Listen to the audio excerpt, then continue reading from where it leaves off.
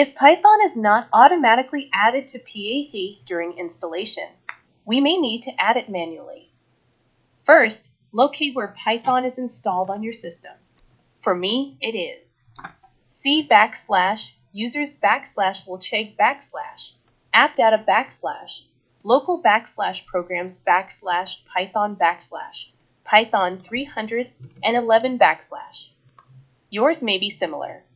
Inside the Python folder, copy the path to the Python executable. Now open System Properties and click Environment Variables. Under System Variables, find the path variable and click Edit. Click New and paste in the path to your Python executable. Make sure to add a semicolon before and after the path. Click OK to save. Now open a new terminal and try.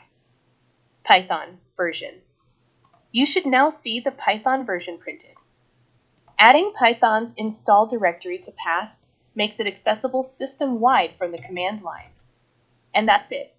Manually editing path allows you to use Python easily if the installer didn't do it automatically.